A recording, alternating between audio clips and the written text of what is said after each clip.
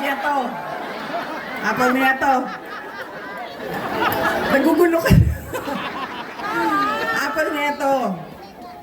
Pag-uusapan namin kung paano ka namin kidnapin dyan sa Hague at ibalik sa Pilipinas. Sabi niya, wag mo akong kalimutan dito dahil mabubulok ako dito. Sabi ko sa kanya, huwag ka mag-alala. Marami ang nagdadasal sa Pilipinas at sa buong mundo para maibalik ka sa ating mahal na inang bayan.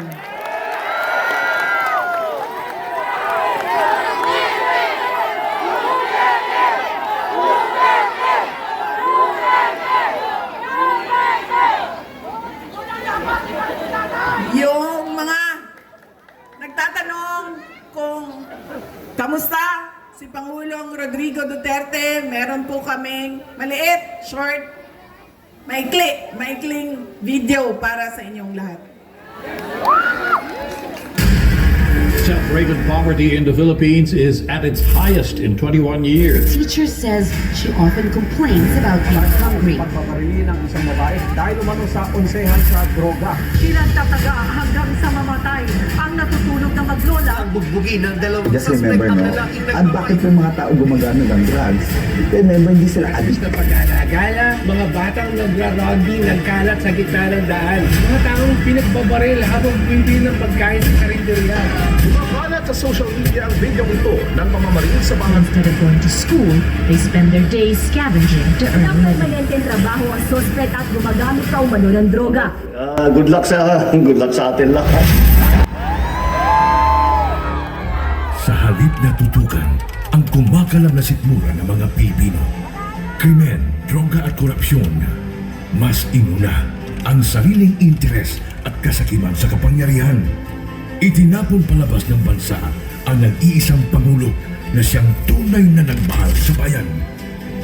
Mula nung si Tatay Digong ang naging Pangulo, tumahimik yung mga ipin. Nagkaroon ako ng Facebook pa na yung anak ko, kumbaga imbis na delikado sa daan, sobrang happy ako. Dahil nung umupo si PRRD, kahit sabihin natin maraming tumutugis, maraming tumutulisa sa kanyang war on drugs. Pero majority po sa atin ng mga Pilipino, pwera na lang doon sa mga drug lords, mga drug user, mga ano yun ang ayaw eh. Pero kami, lalo kami mga OFW, naramdaman namin ang safetyness ng aming pamilya. It's a time to be powerful and a time to be just a nobody. I used to describe the brightest star there was mine, shining brightly. And in a few days, I will be just a Rodrigo Duterte from Danau, Cebu. Dalham salamat. Lubos na minahal ni PRRD ang PNP at AFP. Pag ako ang nanalo, kaagad doblado ang sweldo ng pulis pati militar. Pero sila lang din pala ang gagamitin laban sa kanilang dating Commander-in-Chief. Hihilahin mo yan. Hihilahin mo yan. Kapag maniwala nga, hihilahin mo yan. Ano ba ang damage ng government interest? Kung hintayin ko lang yung dalawang anak Anong ko. darating sa'yo? Huwag na tayo mag-debate nito. This is not the place for debate. Hindi po, Guys! hindi po kanina. Hindi me, sir. Hindi nyo mamugustuhan ang kasunod na order.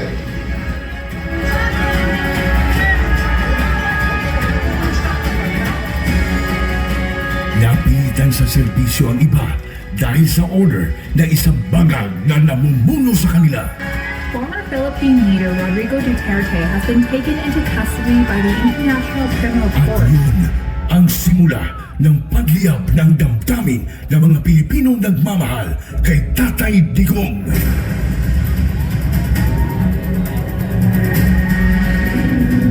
Lumiyab ang sambayanang Pilipino.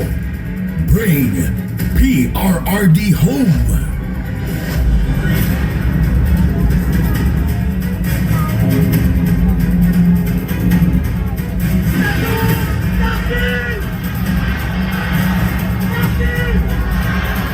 Iisa lang ang sigaw. Duterte saan man sa mundo.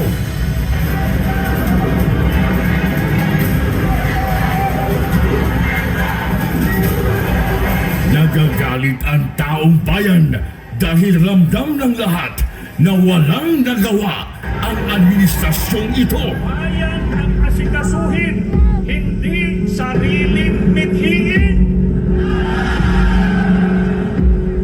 Nais nating katawanin ang nagkakaisang damdamin ng milyon-milyong Pilipino at isatinig ang kanilang pinag-isang mithiin para sa isang mapayapa at nagkakaisang Pilipinas.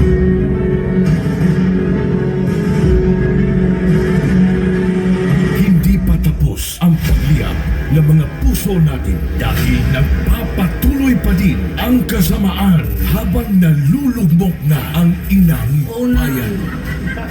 Ikawat ni Marcos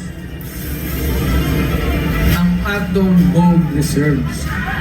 Sa pagpapatuloy ng oral arguments sa 89.9 billion peso transfer ng pondo ng Philippine Health Insurance Corporation sa National Treasury. Muling binusisi ng mga maestrado ang paggamit ng ahensya sa perang mula sa mga kontribusyon ng mga miyembro nito. Aminado ang DOLE at DSWD na walang listahan para sa mga benepisyaryo ng ayuda sa Kapos ang Kita Program o AKAP. Sa tingin tuloy ng ilan nagagamit na sa politika ang AKAP.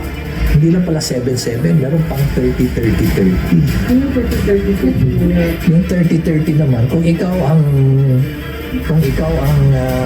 host ng sortie, you get 30 million, 90 million lahat yan. 30 million AX or AKAP, 30 million na MAIT, and 30 million na APUPAD.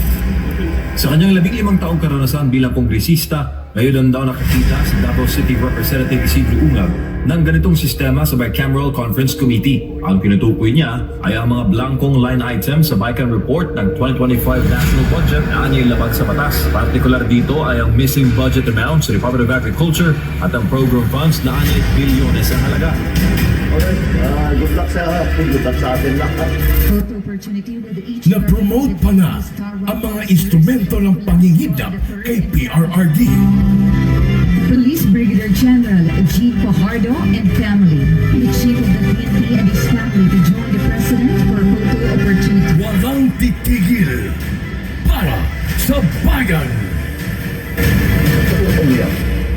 Maybe when I say my farewell, if I get to live on the last day of my term, I'd like to say something and maybe I'll cry. Gusto kong umiyak dahil hindi ko maanong taong binigay nila ng pagmamahal sa akin. Totoo lang. You can save the Philippines. Act now. Vote Duterte.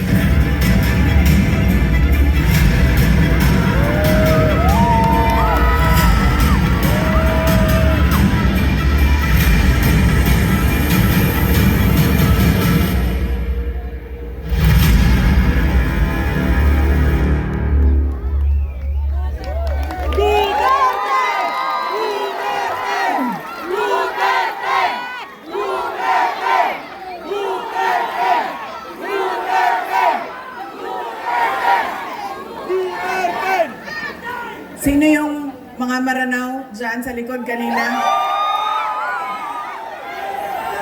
Kayo na bahala kay Tore.